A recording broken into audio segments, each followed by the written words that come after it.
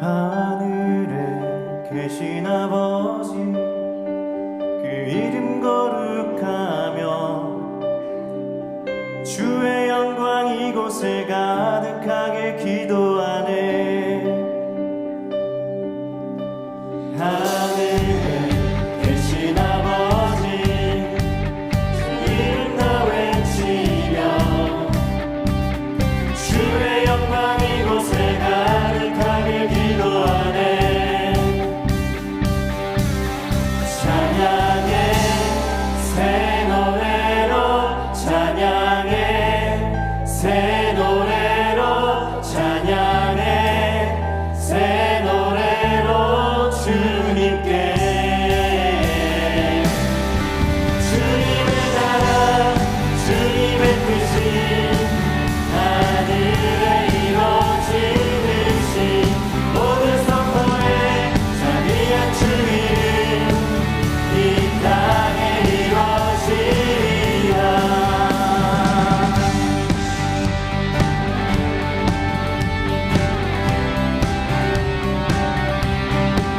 날마다 일용할 양식 은혜로 주소서.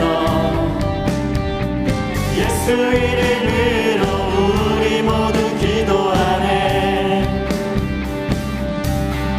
시험에 들게 마시고 악에서 구원하소서. 예수 이름으로 우리 모두 기도하네. 기도하네. 찬양해 새 노래로, 찬양해 새 노래로, 찬양해 새 노래로 주님께. 주님의 나라 주님의 뜻이 하늘에 이루어지듯이 모든 선포에 자비한 주 이름 이 땅에 이루어지리라. 주님의 나라 주님의 뜻이 하늘에 이루어지듯이 모든 선포에 자비한 주 이름 이 땅에 이루어지리라. 모든 나라 주께, 모든 권세 주께, 모든 영광 영원히 아멘. 모든 나라 주께, 모든 권세 주께, 모든 영광 영원히 아멘. 모든 나라 주께, 모든 권세 주께, 모든 영광 영원히 아멘. 모든 나라 주께, 모든 권세 주께, 모든 영광 영원히 아멘. 주님의 나라 주님의 뜻이 하늘에 이루어지듯이 모든 선포에 자비한 주 이름 이 땅에 이루어지리라. 주님의 나라 주님의 뜻이 하늘에 이루어지듯이 모든 선포에 자비한 주 이름 이 땅에 이루어지리라. 주님의 나라 주님의 뜻이 하늘에 이루어지듯이 모든 선포에 자비한 주 이름 이 땅에 이루어지리라.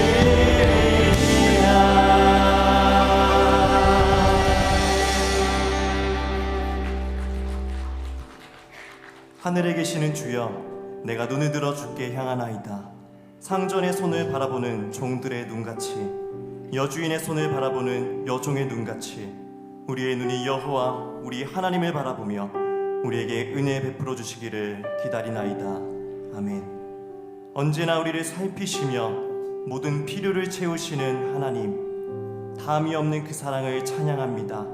이 시간 주인의 손을 바라보는 종의 마음으로 주님을 갈망하며 예배하오니 은혜를 부어 주옵소서. 예수님의 이름으로 기도합니다. 아멘. 나는 전능하신 아버지 하나님, 천지의 창조주를 믿습니다. 나는 그의 유일하신 아들 우리 주 예수 그리스도를 믿습니다. 그는 성령으로 잉태되어 동정녀 마리아에게서 나시고 본디오 빌라도에게 고난을 받아 십자가에 못 박혀 죽으시고 장설인 지 사흘 만에 죽은 자 가운데서 다시 살아나셨으며 하늘에 오르시어 전능하신 아버지 하나님 우편에 앉아 계시다가 거기로부터 살아있는 자와 죽은 자를 심판하러 오십니다. 나는 성령을 믿으며 거룩한 공교회와 성도의 교제와 죄를 용서받는 것과 몸의 부활과 영생을 믿습니다. 아멘.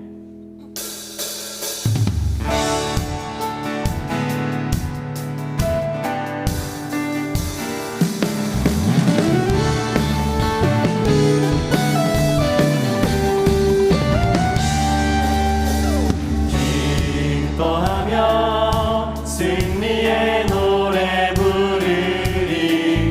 그 백성 주가 회복시키시네. 그 사랑으로 억눌렸던 자 모아 칭찬거려 써넣게 하시네. 전심으로 기뻐하리. 선을 그와 함께 하시네.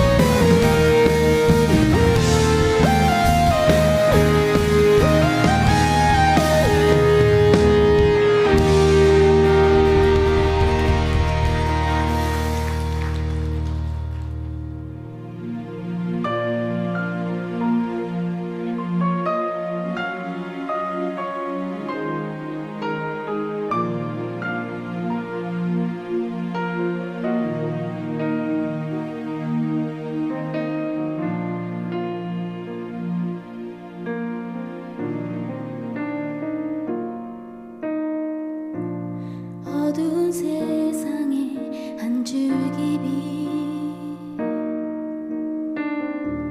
말씀이신 그분 육신 되어 이곳에 오셨네. 그의 자녀들을 위해 그가 지으신 세상 위에 십자가 사랑 구원의 반석 위에 교회를 세우시고 주의 나라 이루셨네. 주께 경배하며 일어서리 이 땅의 회복과 부흥을 위하여 주께서 승리하신 이 나라 우리를 통해 다시 세우시리라.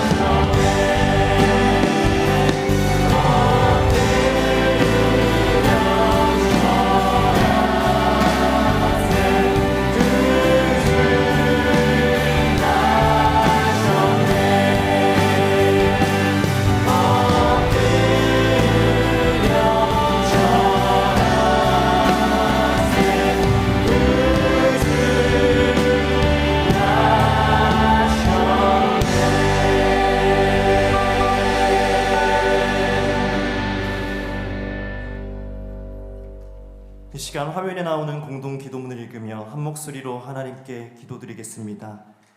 교회를 세우시고 돌보시며 인도하시는 하나님, 혜성교회가 아브라함에게 주셨던 하나님의 말씀을 따라 세상 만민이 우리로 말미암아 복을 받게 되는 축복의 통로가 되게 하시고, 예수님의 지상 명령을 따라 세상에서 힘들고 지친 모든 사람들이 하나님 안에서 풍성한 생명을 누리도록 사랑으로 섬기는 교회가 되게 하여 주옵소서. 우리의 예배와 사역을 통해 하나님의 살아계심이 드러나게 하시고, 말씀과 성령으로 사람을 세워가며 하나님의 나라를 꿈꾸는 사도행전적 교회가 되게 하여 주옵소서. 우리의 가정을 통해 믿음의 다음 세대가 자라나게 하시고, 교회와 가정, 주일학교와 주중학교, 경신을 비롯한 기독교 사학을 통해 요셉과 다니엘 같은 믿음의 사람들이 배출되게 하옵소서. 우리가 살아가는 이 지역과 이 나라에 공의와 질서 안에서 평안을 허락하여 주시며, 아픔과 고통 가운데 있는 모든 사람들에게 치유와 회복을 허락해 주옵소서. 아멘. 우리의 구원자, 영원한 생명의 주인 되신 하나님, 이곳에 오셔서 높임을 받으시옵소서. 오늘도 우리에게 특별한 날을 허락하시고 주의 뜻이 이루어지는 거룩한 예배당에서 하나님의 이름을 경배하며 기쁨으로 찬양하오니 우리들의 예배를 받아 주시옵소서. 구원의 하나님, 우리들의 삶을 회개합니다. 주님께서 정결한 마음을 만들어 주지 않는 한 이 땅에는 정결한 마음이 없습니다. 주님께서 우리 안에 선한 마음을 만드시지 않는 한 우리에게 선한 마음이 없습니다. 우리 안에 죄가 얼마나 깊이 뿌리 내리고 있는지 어리석고 무지한 우리들은 잘 모릅니다. 이 시간 우리를 악에서 구하시고 우리들의 모든 죄를 회개하오니 용서하여 주옵소서. 공의의 하나님, 이 땅이 하나님의 나라 되게 하옵소서. 인간들의 착취와 탐욕으로 파괴된 하나님의 창조 세계 질서가 회복되어 피조물들이 아름다운 세상을 누리게 하옵소서. 전쟁과 분쟁을 정당화하는 거짓 평화로 수많은 사람들이 아픔과 슬픔 속에 있습니다. 그들의 고통과 탄식이 변하여 춤이 되게 하옵소서. 그 어느 때보다 군사적 긴장이 우려되는 한반도에 참된 평화를 주시고 위정자들에게 힘과 지혜를 주셔서 나라가 발전되고 평안하게 하옵소서. 혜성교회를 오늘까지 사랑과 은혜로 인도하신 하나님, 감사합니다. 성도를 사랑으로 섬기는 목회자들과 믿음으로 헌신된 성도들이 함께 교회와 지역사회를 섬기게 하시니 감사합니다. 예배와 진리의 말씀으로 하나님의 역사가 나타나는 교회 되게 하시고 하나님을 향한 기도가 끊이지 않는 교회 되게 하옵소서. 담임 목사님과 모든 교역자들에게 성령 충만함과 분별력을 주셔서 맡겨진 사역마다 하나님의 선한 능력과 지혜로 감당하게 하옵소서. 경신학원과 협력하여 기독교적 인격을 갖춘 하나님의 인재를 길러내게 하옵소서. 주일학교와 하나님 유치원, 러빙스쿨, 이야기학교가 신앙의 좋은 터가 되어 깨어진 세상 가운데 예수 그리스도의 사랑을 나타내는 교육 공동체 되게 하옵소서. 혜성교회 성도들의 가정마다 화목하게 하시고 하나님을 향한 신앙을 이어가는 믿음의 가정들이 되게 하옵소서. 병 낫기를 간절히 간구하는 성도들의 기도에 응답하옵소서. 군 복무 중인 청년들의 마음을 하나님의 강한 손으로 붙드시고 건강하게 돌아올 수 있도록 인도하옵소서.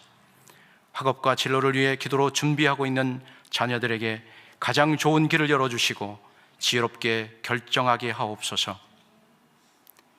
혜성교회의 비전을 따라 사역하는 웨이처치 송중규 목사님, 예수가족교회 국청준 목사님, 함께 걷는 교회 김종철 목사님의 사역 가운데 성령의 능력이 나타나게 하시고 하나님 기뻐하시는 교회 공동체를 이루게 하옵소서.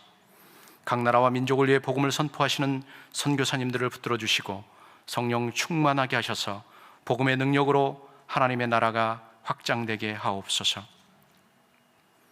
하나님 말씀을 듣습니다. 간절한 마음으로 받게 하시고 성령의 감동으로 삶이 변화되는 역사가 일어나게 하옵소서. 담임 목사님을 강건하게 하셔서 목회 비전 가운데 하나님의 복을 누리게 하시고 하나님을 더욱 기쁘시게 하는 지혜로운 목양자 되게 하옵소서. 예배를 위해 교회 곳곳에서 여러 모양으로 묵묵히 섬기는 봉사자들을 축복하여 주옵소서. 오직 하나님만 홀로 영광 받으시길 소원하오며 생명의 근원 되신 예수 그리스도 이름으로 감사하며 기도하옵나이다. 아멘.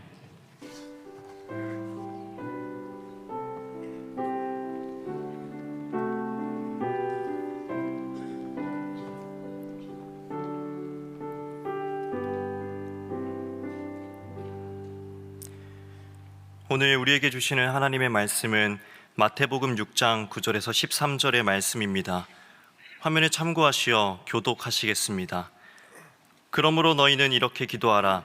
하늘에 계신 우리 아버지여, 이름이 거룩히 여김을 받으시오며 나라가 임하시오며 뜻이 하늘에서 이루어진 것 같이 땅에서도 이루어지이다. 오늘 우리에게 일용할 양식을 주시옵고 우리가 우리에게 죄 지은 자를 사하여 준 것 같이 우리 죄를 사하여 주시옵고 함께 읽겠습니다. 우리를 시험에 들게 하지 마시옵고 다만 악에서 구하시옵소서. 나라와 권세와 영광이 아버지께 영원히 있사옵나이다. 아멘.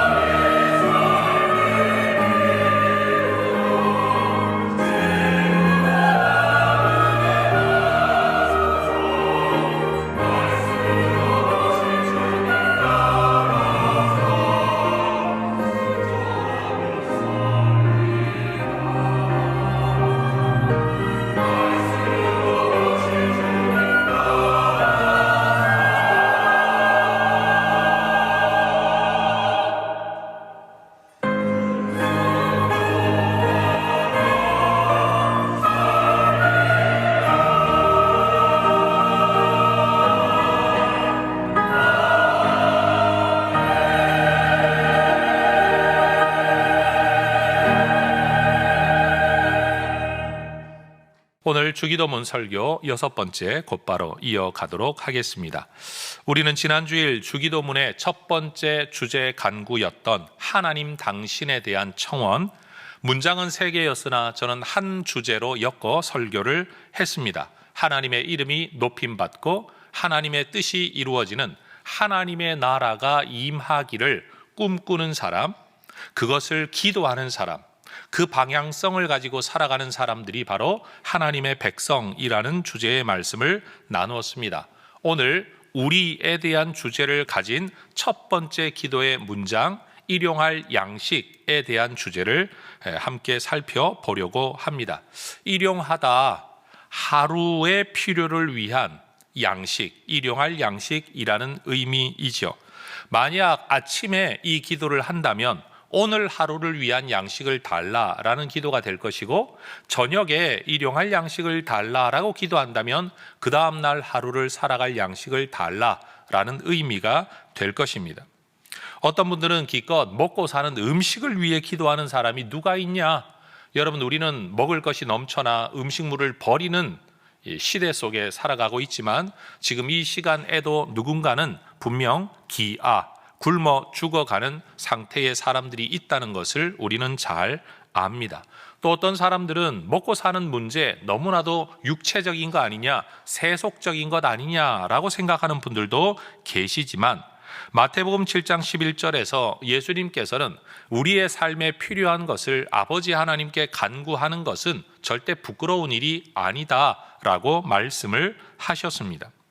일용할 양식으로 대변되어지는 이 삶의 필요에 관한 기도는 결국 여러분, 우리의 사소한 모든 것들도 하나님의 은혜 안에서, 하나님과의 관계 안에서 하나님의 돌보심으로만 채워지는 것이다 라고 믿는 믿음, 그러니 아주 사소한, 아주 절대적으로 필요한 일용할 양식에 대한 기도를 한다는 것은 바로 내가 이러한 모든 것들을 하나님과 관계를 맺고 하나님의 은혜 안에서 체험받고 살아가는 사람이다 라는 점에서, 여러분, 이것은 기독교인들만이 하나님 앞에 드릴 수 있는, 그리고 하나님의 실존을 믿고 하나님과 관계를 맺고 살아가는 사람들만이 드릴 수 있는 믿음의 기도이다 라고 말할 수 있습니다. 성도 여러분, 너무 고상하고 거창한 것만 기도하려고 하지 마시고 우리 하나님과 정말 사소한 것까지도 기도하며 하나님의 은혜로 체험받는 존재라는 믿음을 가지고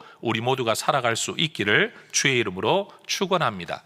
그런데 여러분, 이 일용할 양식에 대한 기도에는 성경 안에서 큰 2개의 주제의 배경을 가지고 있습니다. 첫 번째는 바로 출애굽 광야 기간에 있었던 만나 사건이 배경이 됩니다.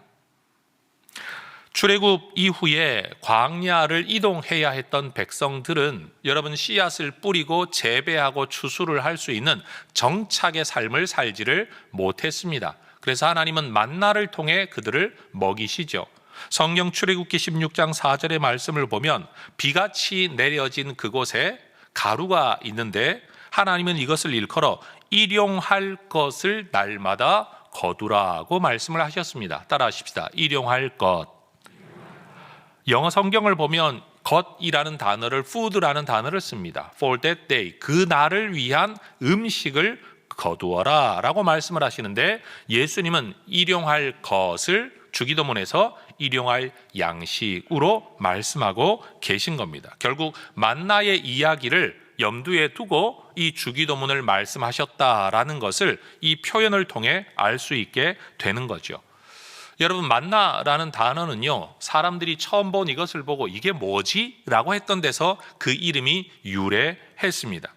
하늘에서 내리는 만나는 이 땅에 어떤 사람도 경험해 본 적이 없었던 물질이었습니다. 그런데 몇 가지 특징이 있어요. 첫 번째는 이스라엘 백성들이 각자의 가족의 수를 따라 땅에 널려 있는 만나를 거두어 드리는데, 이스라엘 모든 백성이 광야에 나가 들판에서 거두어 드리는 게 아니라 힘 있는 사람은 나가서 거두어 드리지만 그러지 못한 사람은 장막에 남아 있어야 했어요. 그러면 내 것만 거두어 드리는 게 아니라 가족들 것까지도 함께 거두어 드린다고 자기 나름대로는 충분한 양을 거두어 드렸겠죠. 그런데 신기한 건 여러분, 많게 거둔 사람이나 적게 거둔 사람이나 결과를 두고 보면 각 사람이 먹을 만큼의 양이 되었다라는 겁니다. 저는 설교는 하고 있지만 저는 이게 이해는 안 돼요. 여러분, 분명히 많이 거두면 먹고 남아야 되는데 분명 각 사람이 먹을 만큼 되었다. 적게 거두면 모자라야 되는데 그것도 각 사람이 먹을 만큼이 되었다. 이게 도대체 각 사람의 뱃속에 들어가서 이게 증식을 하는 건지 어떻게 되는 건지 알 수는 없지만 성경은 분명히 한 가지 개념은 분명해요. 부족하지 않았다라는 거예요. 욕심을 내어 많이 거두어도 넘치지 않았다라는 거예요. 그러니까 이 물질, 만나라는 물질이 가지고 있는 성격이 매우 독특했다라는 거예요. 두 번째 독특성이 뭐냐 하면 이스라엘 백성들이 혹시나 내일 만나가 안 내리면 어떡하지? 라는 염려 때문에 좀 더 거두어 와서 내일 먹으려고 몰래 숨겨 저장을 해두면 하루가 지난 만나는 썩어 냄새나고 벌레가 생겨 버렸다라는 거예요. 그러니 여러분, 분명히 만나 안에는 약간의 단백질 성질이 있었을 거다. 여러분, 단백질 성질 안에서 구더기가 생기는 거 잘 아시죠? 여러분, 그렇기 때문에 분명히 이것은 먹는 음식이긴 한데 하루가 지나고 나면 먹을 수 없게 되었다라는 특징을 가지고 있었다라는 거예요. 세 번째, 여러분, 안식일에는 만나가 내리지를 않아서 하나님 말씀하시기를 안식일 전날에는 오늘 먹을 것과 안식일에 먹을 것 이틀치를 거두어 드려라 라고 하나님이 직접 말씀을 하셨어요. 그래서 사람들이 이틀치를 거두어 오늘 먹고 내일 먹기 위해 하루를 보관을 하는데 여러분, 다른 날은 하루를 보관하면 어떻게 된다고요? 썩어 냄새나고 벌레가 나는 이 만나가 희한하게도 안식일 날을 위하여 저장을 하면 벌레가 생기지 않았다라는 거예요. 더 놀라운 건 여러분, 하나님께서 광야에서 너희가 먹었던 것을 기억해라 라고 하시면서 법궤 안에 십계명 돌판과 함께 항아리에다가 이 만나를 담아 보관하게 하셨는데 이 만나는 여러분 썩지를 않았다라는 거예요. 여러분, 평일날 내리는 만나하고 안식일 전날 내리는 만나는 뭐가 성질이 달랐을까요? 여러분, 이 항아리 안에 담기 위해 보관했던 이 만나는 하나님이 하늘에서 여러분 방부제로 푹 절여가지고 여러분 그렇게 내리셨기 때문에 상하지 않았던 걸까요? 분명 똑같은 만나였을 터인데도 사람의 의도에 따라 하나님의 뜻에 따라 여러분 이것이 전혀 다른 결과를 가지고 왔다. 그런 점에서 만나는 매우 독특한 물질이었다라고 말할 수 있는 거예요. 과학이 설명할 수가 없는 거죠. 예수님의 부활하신 몸이 제자들과 함께 음식을 먹을 수 있는 인간의 육체인 동시에 그 몸으로 하늘로 올라가셨다는 것을 우리는 과학으로 설명할 길이 전혀 없습니다. 그러니까 만나도 우리가 설명할 수 있는 방법이 전혀 없는 거예요. 이스라엘 백성들은 광야에서 이 40년의 세월 동안 이 만나를 매일 거두어 먹으면서 그들은 하나님이 우리의 생명의 공급자이다 라는 것을 배워가야 했습니다. 그리고 하나님이 매일매일 우리를 돌보고 계시다는 것을 확인했을 것입니다. 남들보다 좀 더 많이 거두어 드리려고 욕심을 내어 보아도 또 만약을 위하여 미래를 위해 저장하려고 해보아도 변질되고 마는 이 만나를 통해서 만나가 내 삶을 지켜주는 양식이기는 한데 만나 자체가 아니라 만나를 주시는 하나님이 내 삶을 지키시는 분이라는 사실을 그들은 배워가야 하는 거예요. 그러니까 하나님의 뜻이 아닌 만나, 이걸 세상의 양식이라고 말할게요.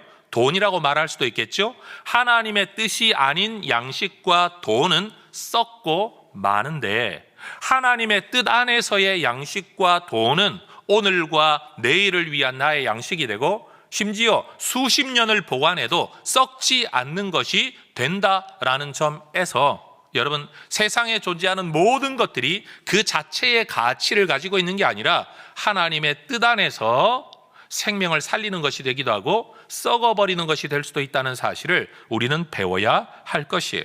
그래서 모세는 이스라엘 백성들에게 마지막 설교 신명기 말씀을 남기면서 8장 3절에서 이야기하죠. 하나님이 너희들한테 왜 매일매일의 만나를 주셨는 줄 아느냐? 사람이 떡을 먹고 살지만 떡만으로 사는 게 아니라 하나님의 말씀, 하나님의 은혜, 하나님의 뜻 안에서 살아간다는 것을 너희가 배우기를 원하셨기 때문에 이런 형태로 우리의 음식을 공급해 주셨다라고 말씀을 한 거예요. 이스라엘 백성들이 광야에서 바로 이런 하나님을 배워야 했던 것처럼 우리 예수님께서도 광야에서 똑같은 주제의 시험을 치르셨죠.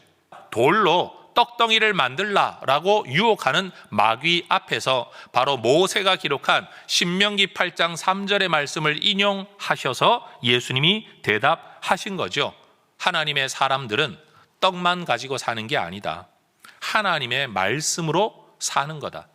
떡이 하나님의 말씀이 될 수는 없지만 하나님의 말씀은 떡이 될 수 있다는 사실을 우리에게 가르쳐 준 거예요. 그리고 오늘 이 시대 인생의 광야를 살아가는 우리도 결국 똑같은 시험을 받으며 살아갑니다. 이 시험 속에서 우리는 뭐라고 기도하는 거죠? 마귀에게 대하여 예수님이 하셨던 말씀을 말하는 게 아니라 주기도문의 고백을 통해서 매일매일 우리는 이 주제를 되새기는 겁니다. 따라하십시다. 우리에게 일용할 양식을 주옵소서.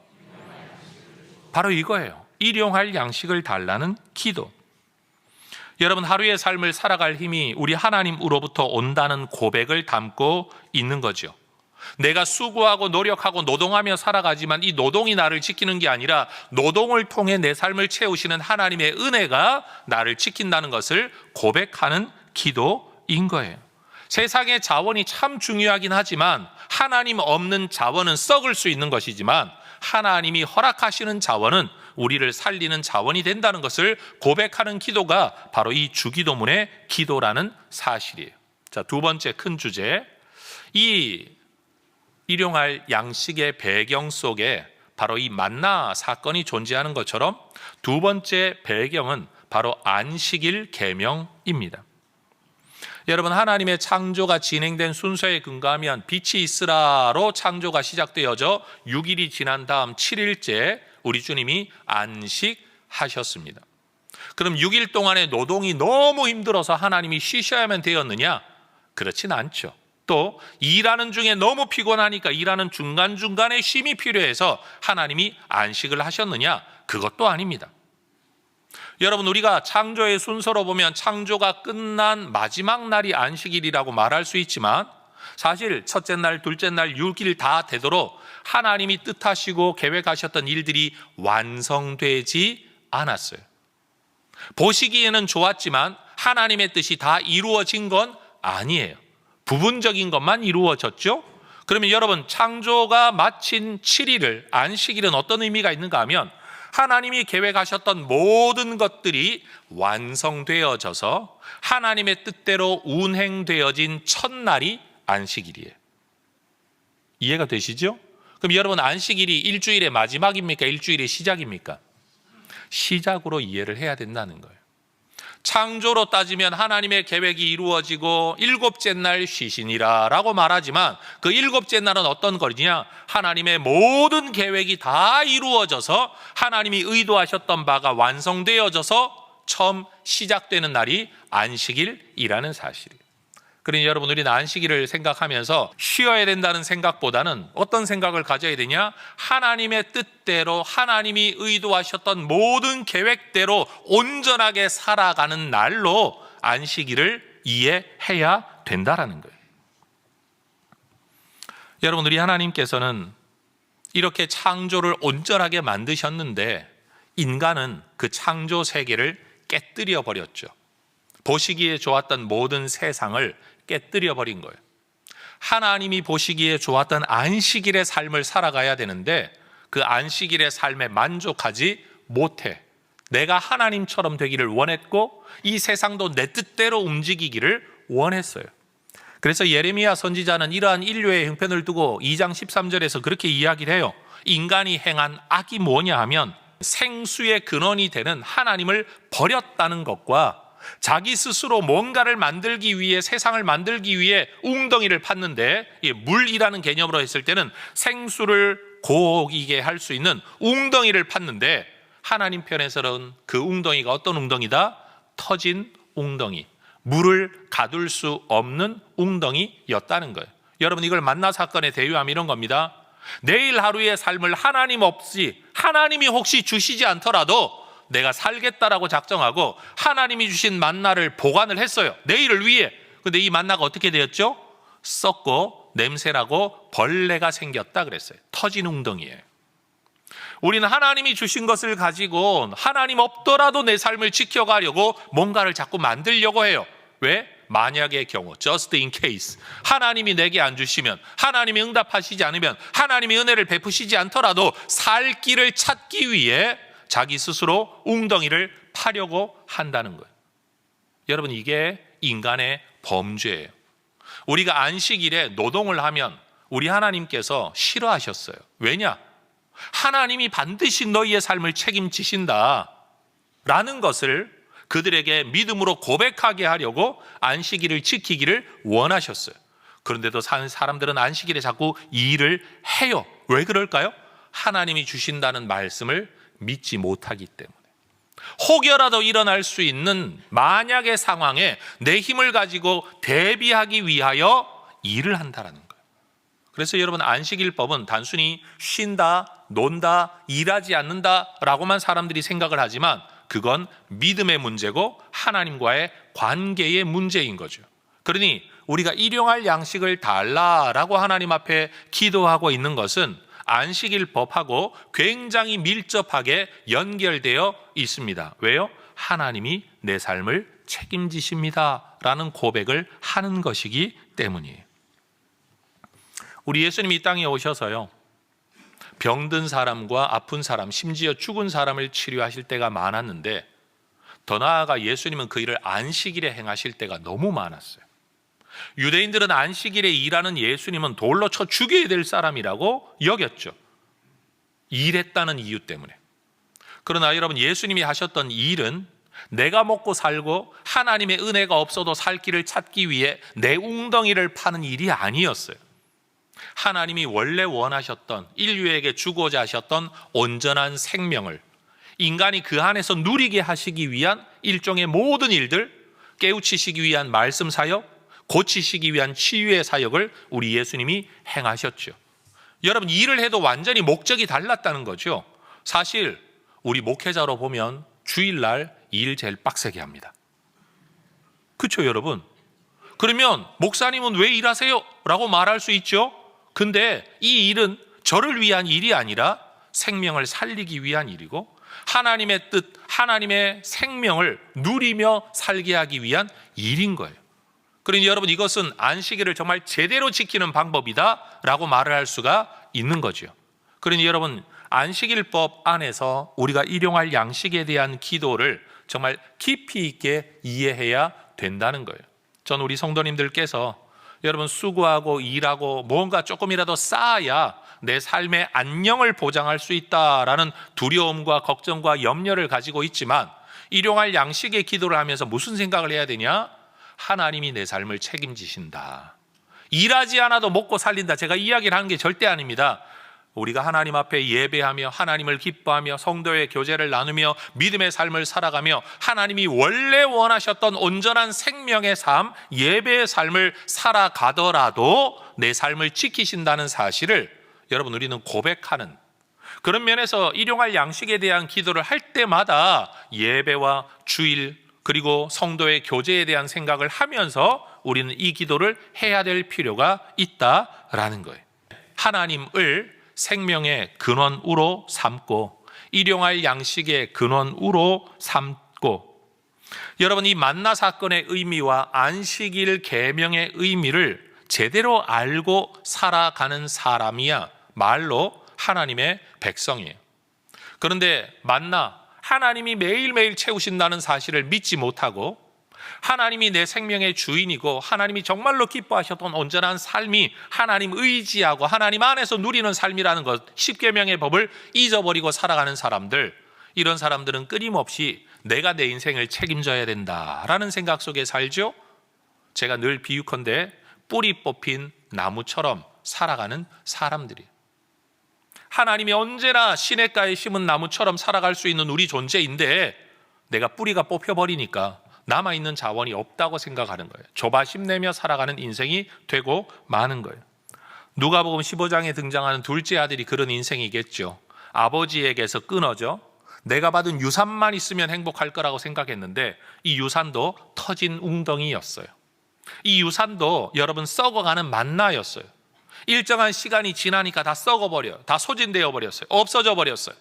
내가 내 삶의 자원을 아무리 채우려고 해도 채워지지가 않는 거예요. 결국 유대인들이 혐오하는 돼지 치는 일, 그것도 돼지 침으로써 먹는 인간의 음식이 아니라 돼지의 사료로도 배를 채울 수 없는 비참한 지경을 상징하는 이야기예요. 그런 처지에 이르게 되었다. 따라하십시다. 터진 웅덩이의 삶. 그거에 바로 썩어버린 만나의 삶이고 터진 웅덩이의 삶을 보여주는 게 바로 이 둘째 아들이라는 사실이에요. 근데 오늘 우리도 이렇게 살죠. 뿌리 뽑힌 나무처럼, 터진 웅덩이처럼 뭐라도 채우려고 해요.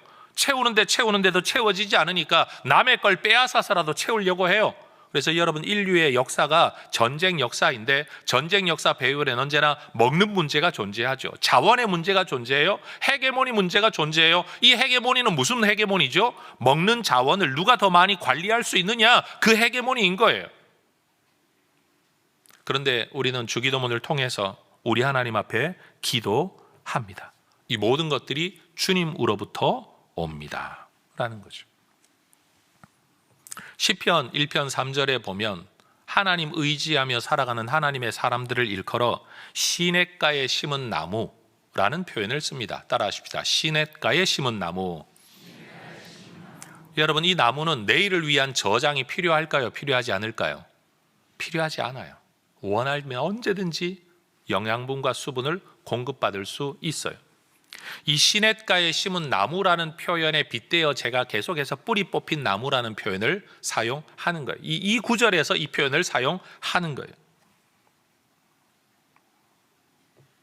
여러분, 우리가 일용할 양식을 구하며 하나님 의지하며 안식일의 원리를 깨닫고 살아가는 사람은 바로 시냇가에 심은 나무의 삶이 될 줄로 믿습니다. 그런데 내일을 위해 만나를 자꾸만 저장하려고 하고 웅덩이를 만드는데 그래봐야 터진 웅덩이를 만드는 사람들, 뿌리 뽑힌 나무의 삶이 되고 마는 거예요. 예수님은 요한복음 6장 35절에서 자신을 일컬어 생명의 떡이다, 내가 바로 너희의 일용할 양식이다, 일용할 양식인 동시에 상용할 양식이다 라고 말씀을 하셨습니다. 어느 날 제자들에게 예수님이 그런 질문하신 적이 있어요. 전도 여행을 가는 제자들, 그들이 돌아왔을 때 질문하시기를, 누가복음 22장 35절에 내가 너희를 전대는 돈주머니예요, 배낭과 신발도 없이 보냈을 때 부족한 것이 있더냐? 내가 너희에게 사명을 주어 너희의 삶의 자리가 아닌 곳으로 나아가 또 다른 인생의 여행을, 사명을 수행하는 삶을 살아갈 때 너희에게 부족한 것이 있더냐? 여러분, 돈주머니는 이해가 되는데 배낭은 왜 메르고 가는 거죠? 이 배낭에 뭐가 담겼을까요? 사실은 음식을 담는 음식 주머니라고 이야기를 해야 돼요. 필요할 때마다 사 먹을 수 있는 자원인 돈, 필요할 때마다 먹을 수 있는 음식 바구니와 같은 배낭, 그리고 내 마음대로 움직일 수 있는 신발. 너 이거 없이 갔었다. 그런데 그것 없이 갔더라도 너희에게 부족한 것이 있었더냐? 질문할 때 제자들이 35절에 뭐라고 대답했죠? 없었습니다. 부족한 것이 없었습니다. 왜 그랬을까요?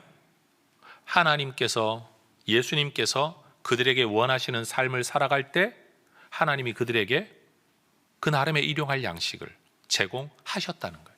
그들이 계획한 게 아니고 그들이 쌓아서 간 게 아니라는 거예요.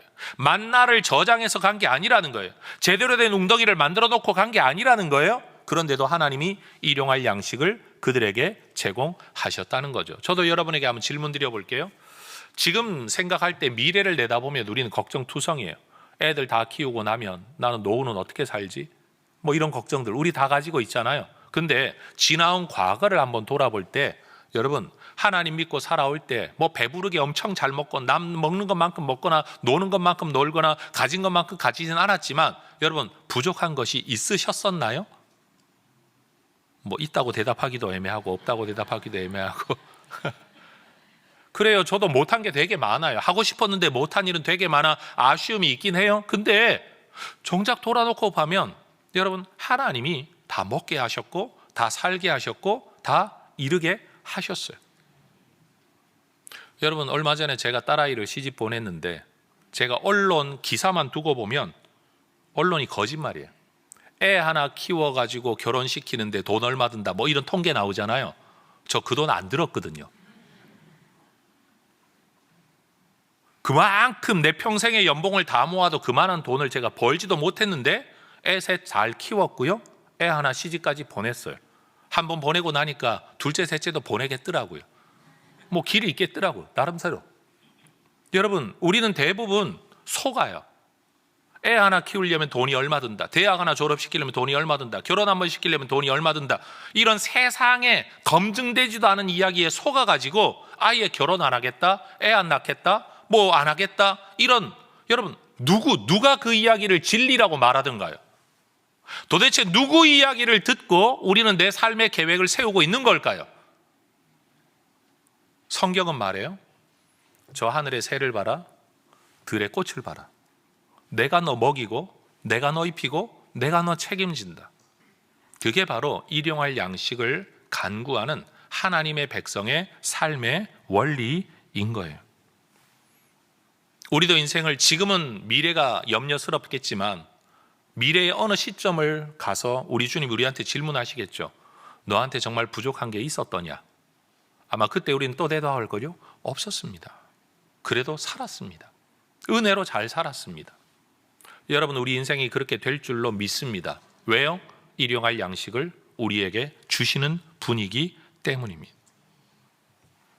그런데 주기도 모두는 날마다 하나님 앞에 나와 일용할 양식을 기도하면서도 여러분이 아니라 제 마음속에 무슨 생각이 있는가 하면 하나님, 일용할 양식을 주십시오 하면서도 하나님, 미리 주십시오. 넘치도록 주십시오.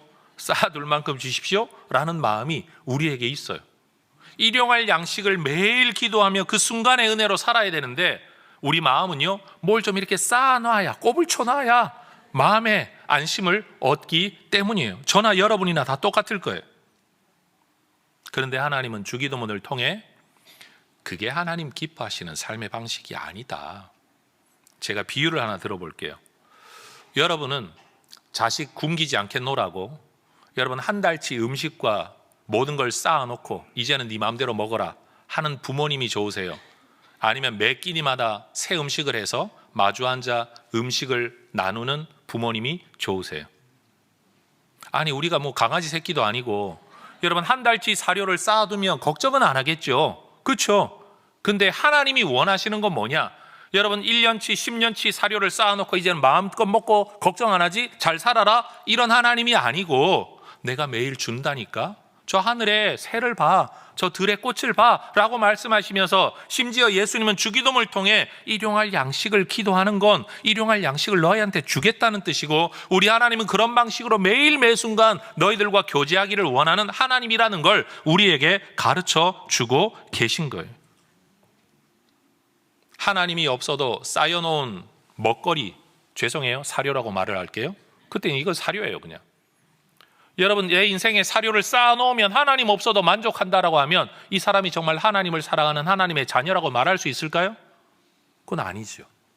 그런데도 우리는 마음속에 저나 여러분이나 뭘 기대한다고요?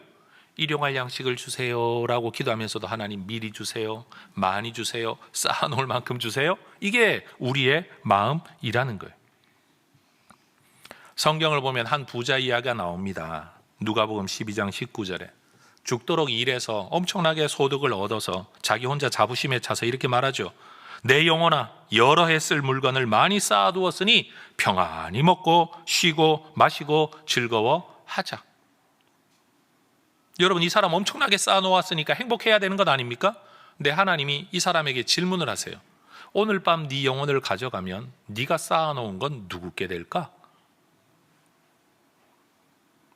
여러분, 우리가 정말로 많은 것을 쌓아놓는데 하나님하고 상관없다, 또는 하나님이 우리에게 생명을 주시지 않는다고 한다면 그 모든 것들은 헛것이라는 것을 기억해야 합니다. 수고하면 더 많은 걸 쌓을 수는 있겠죠.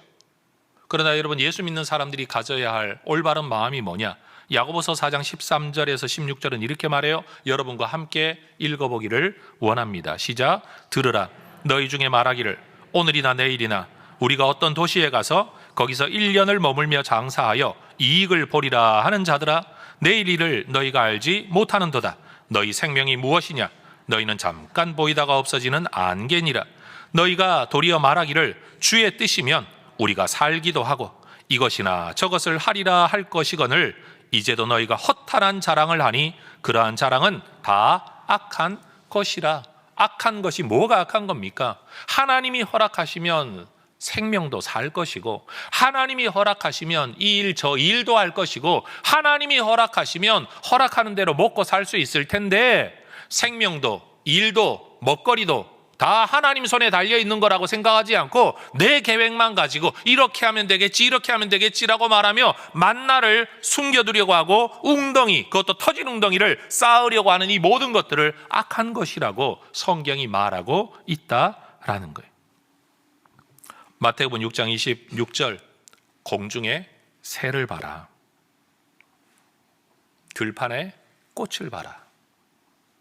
여러분, 예수님의 이 말씀을 듣는 사람과 믿는 사람만이 오늘 본문 마태복음 6장에서 똑같은 한 장 안에서 예수님이 우리에게 주시는 말씀, 일용할 양식을 기도하라 라는 이 말씀을 믿고 순종할 수 있는 거예요.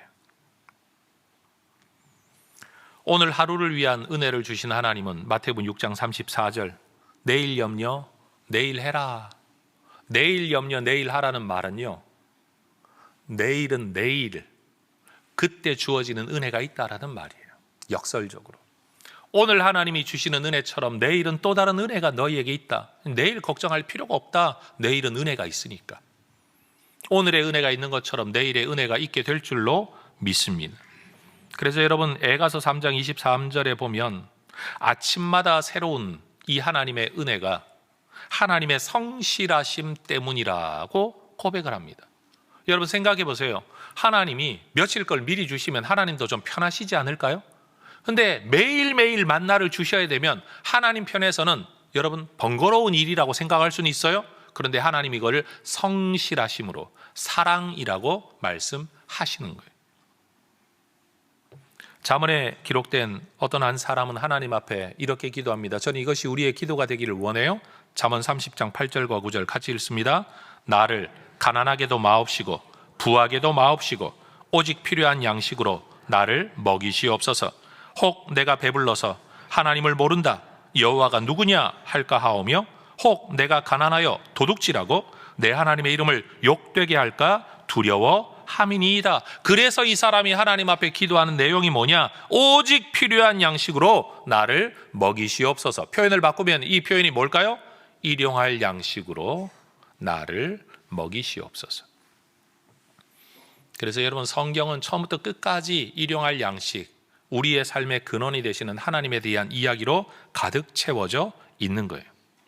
말씀을 맺기를 원합니다.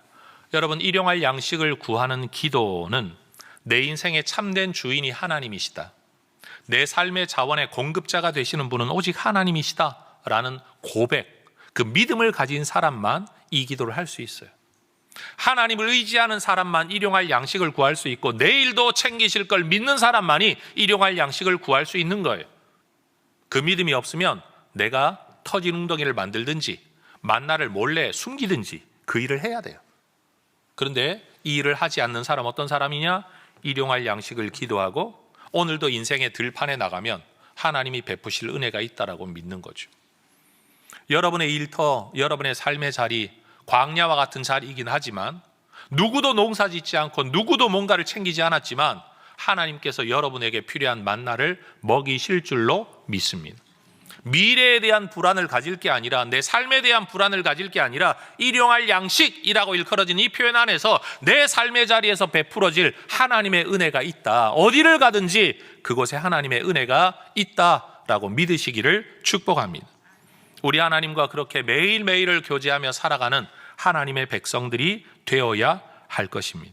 내 삶의 안전은 내가 비축해 둔 것에서 오는 게 아니라 하나님의 은혜로부터 온다. 제가 이렇게 설교한다고 해서 여러분 보험은 들지 않아도 된다, 적금 들지 마라, 이런 내용 절대 아닙니다. 여러분, 하나님이 그 방법으로도 우리를 채우시지만 중요한 건 그것마저도 하나님이 은혜를 주셔서 하나님이 그 방법을 쓰셔야 내게 오는 거지. 여러분, 내가 수고한 모든 것들도 하나님이 주시지 않으면 한 방에 날아갈 수 있는, 터진 웅덩이처럼 물이 다 새버릴 수 있는 일이라는 걸 여러분도 잘 아실 겁니다. 결국 하나님이 우리한테 주셔야 내 수고도 내 계획도 모든 것이 이루어지는 것이에요. 그래서 일용할 양식을 기도한다라는 것은요, 이 일이나 일의 결과로 주어지는 어떤 대가와 물질을 내가 절대시하지 않겠다는 고백이에요. 하나님보다도 이것들을 앞세우지 않겠다. 하나님이 이것들을 내게 주시는 분이긴 하지만 이것들을 얻기 위해 하나님을 뒷전으로 밀지는 않겠다라는 고백을 우리가 하는 거예요. 여러분, 돈 싫어하는 사람이 세상에 누가 있습니까? 그건 진리입니다. 근데 돈보다도 하나님은 앞세워야 돼요. 너무너무 중요한 원리예요. 하나님이 돈을 우리에게 주실 수 있는 분인데 돈 때문에 믿음 팔아먹고 하나님 팔아먹으면 안 된다. 하나님 앞세워야 된다. 바로 그거예요. 그런데 여러분, 이 기도 속에 정말 중요한 건 우리가 일용할 양식을 구하는데 그 표현이 이래요. 내게가 아니라 우리에게 일용할 양식을 달라라고 기도해요. 여러분, 만나를 거두러 가는 사람들은 내 것만 거두온 게 아니에요. 장막에 머물러 있는 누군가를 위해서도 거두어 왔어요. 내가 거두었지만 그들을 먹여야 해요. 그런데 희한한 건 내가 거둔 것을 가지고 많이 거두든 적게 거두든 그들까지 충분히 먹었다라고, 만나의 특성 가운데 하나라고 아까 이미 설명을 드린 바가 있습니다. 우리가 이 땅을 살면서 수고하고 애쓸 때 여러분, 하나님이 나를 먹이실 것에 대한 기대를 가지고 그 믿음도 가지고 살아야 되지만 우리 예수 믿는 사람들은 어떤 마음을 가져야 되냐? 내가 먹을 뿐만 아니라 내가 남도 먹이는 사람이 되겠다. 우리에게 일용할 양식을 달라. 우리 모두가 먹을 수 있는 양식의 통로가 내가 되겠노라고 여러분, 만나를 거두는 하나님의 사람들이 될 수 있어야 할 것입니다. 여러분, 우리는 하늘 생명 예수님을 통해 얻었습니다. 근데 여러분, 나만 생명 얻고 나만 구원받았다고 가만히 있으면 안 되는 거죠. 내가 거두어드린 하늘의 떡, 하늘의 생명의 양식인 예수님이라는 만나를 내가 먹었으면 이걸 주변 사람들에게 나누어줘 그들도 배부르게 먹고 살게 만들어야 됩니다. 그게 전도 아닙니까? 그렇죠? 내가 기도하여 하나님께 받은 은혜와 은사가 있습니다. 하나님 이걸 나 하나 배채우라고 은사를 주시지 않아요? 항상 섬김을 위해, 봉사를 위해, 사역을 위해 우리에게 은사를 주시는 거예요. 그러면 이것으로 나도 배부르지만 남도 배부르게 해야 그게 올바른 하나님의 사람들의 삶이 된다라는 거죠. 그리고 우리 혜성교회는 하나님 앞에 헌금을 드려도 우리의 활동과 우리의 유지를 위해서만 헌금을 드리는 게 아니라 이것이 세상 가운데로 흘러 들어갈 수 있도록 세상을 어떻게 살릴 수 있을까를 생각하며 이 헌금을 사용해야 되고, 드리는 분들도 그렇게 드려야 마땅하다라는 거예요. 따라하십시다. 우리에게 일용할 양식을 주옵소서. 나에게가 아니에요. 우리에게. 우리 모두가 함께. 그래서 예수 믿는 사람들은 언제나 하나님의 은혜를 생각할 때 내 것이 아니라 우리 것. 내가 은혜 받았으면 남도 받아야 되고 내가 행복하면 남도 행복해야 된다라는 항상 이 의식을 가지고 살아야 될 것을 예수님은 주기도문 안에서 우리를 가르치고 계신 거예요. 성도 여러분, 우리 모두가 하나님께서 매일매일 베푸시는 일용할 양식의 은혜를 누리며 살아가실 수 있기를 축복합니다. 여러분, 이쪽 광야로 가면 만나를 더 많이 거두고 저쪽으로 가면 덜 거두고 이런 게 아니죠. 어디에나 하나님이 베푸시듯이 더 나은 자리, 더 나은 길 찾지 마시고 여러분이 있는 자리에서 하나님이 주시는 만큼 누리겠다고, 그게 내 분량이라고, 오늘 하루의 양식이라고 믿고 살아갈 수 있기를 축복합니다. 항상 우리가 뭘 더 하려고 하다가 시험에 빠지고 유혹에 빠지고 넘어지고 욕심에 빠지는 경우가 너무 많거든요. 그냥 가서 거둘 수 있는 만큼 거두면요, 먹을 만큼 먹고 나면 부족하지도 않고 남지도 않아요. 그게 하나님의 생명의 원리예요. 다른 곳에 가서 더 많이 거두면 뭔가 남을 것 같다라고 생각을 하지만 그건 착각이에요. 그냥 일용할 양식이 될 뿐이에요. 여러분, 주어진 자리에서 하고 계신 일 가운데서 하나님의 은혜를 누리면서 사람들과 사랑을 나누면서 살아가는 우리 모든 혜성의 가족들 되시기를 주의 이름으로 축복합니다. 기도하겠습니다. 하나님, 우리 모두가 함께 먹고 배부를 수 있는 오늘의 은혜, 기뻐할 수 있는 은혜, 그 오늘의 은혜를 우리에게 허락해 주시옵소서. 매일매일 기도하며 주님과 교제하며 주님만이 이것을 주실 수 있다라고 믿음의 고백을 올려드리는 혜성의 가족들이 되게 하여 주옵소서. 예수님 이름으로 기도합니다. 아멘. 자리에서 일어나 찬송하며 봉헌하겠습니다.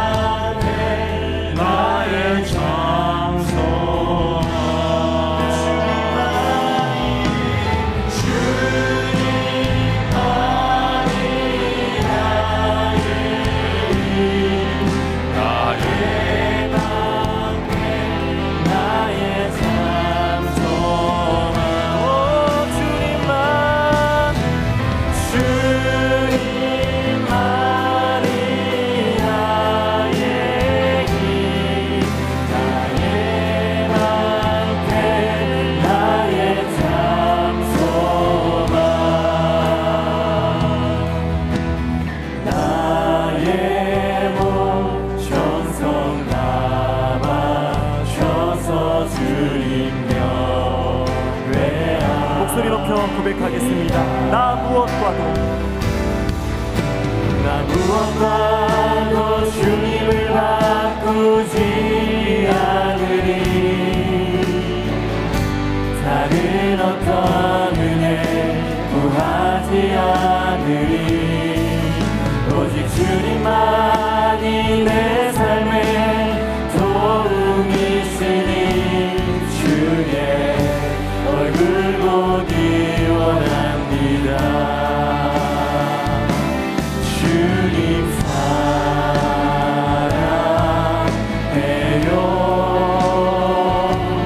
온 마음과 정성 다해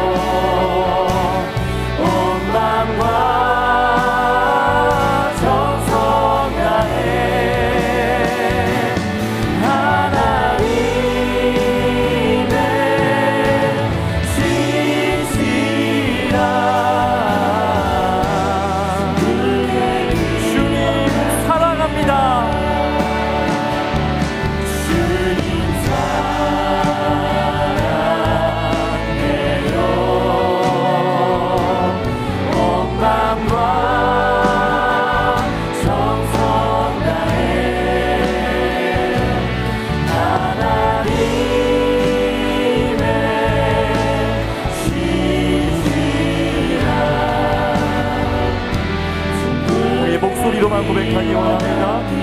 주님 사랑해요. 주님 사랑해요.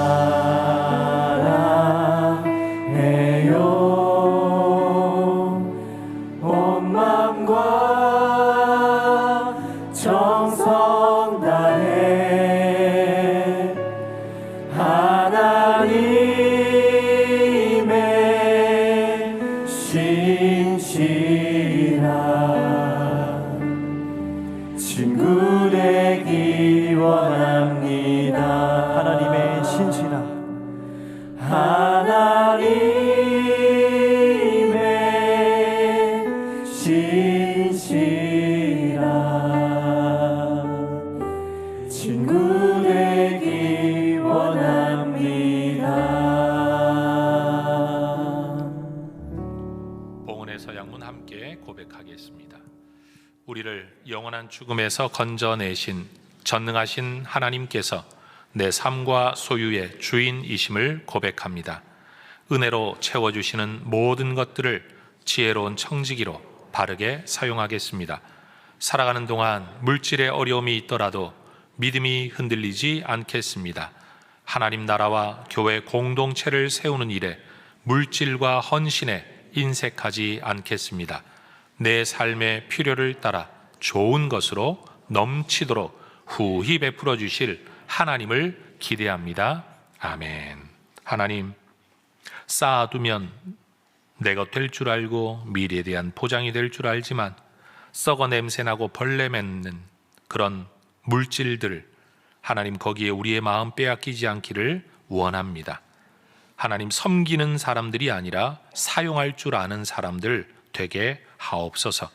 물질의 종이 아니라 주인으로 살아가는 하나님의 사람들 되게 하시고, 물질 때문에 하나님을 멀리하는 것이 아니라 하나님을 가까이 하며 주어진 물질을 선용하여 하나님도 섬기고 세상도 사랑하며 베풀며 나누는 하나님의 종들이 되게 하여 주시옵소서.